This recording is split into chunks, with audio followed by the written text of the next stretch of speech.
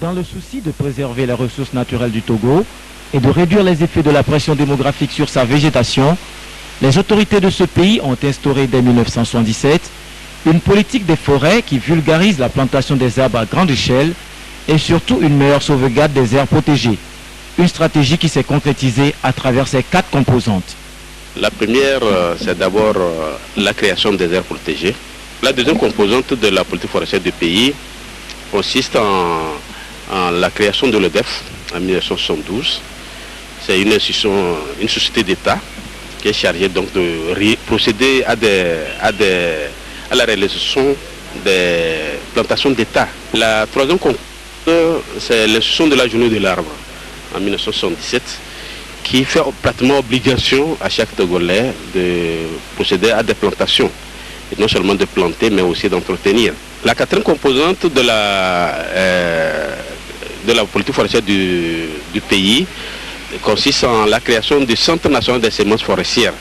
C'est un centre national, c'est une institution qui relève de la direction des eaux et forêts et qui est basée à Davier.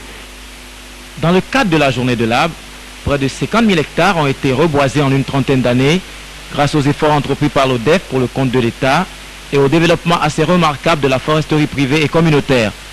Selon le plan national d'action pour l'environnement élaboré en juillet 2001, pour concevoir et mieux gérer les questions de ressources naturelles et d'environnement au Togo, ce pays dispose de 3 parcs nationaux, 7 réserves de faune et 29 forêts classées, couvrant une superficie totale de 800 000 hectares. Mais dans les années 80, les populations riveraines remettent en cause l'intégrité physique de ces espaces. Une situation aggravée par la crise sociopolitique des années 90, avec l'occupation anarchique de ces aires protégées. Ces dégâts, en plus des caprices climatiques, ont sérieusement menacé ces dernières années tout ce riche patrimoine. Il y a les feux de brousse qui constituent une contrainte pratiquement partagée un peu partout dans le pays. Et puis, nous avons aussi le problème de sécheresse, et sécheresse qui est un problème qui est extrêmement préoccupant dans la région des savanes et dans la région de la Kara.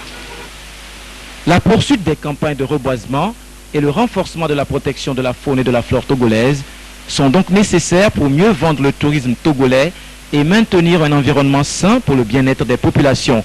Mais ces populations sont-elles conscientes de ces enjeux liés à leur sort ?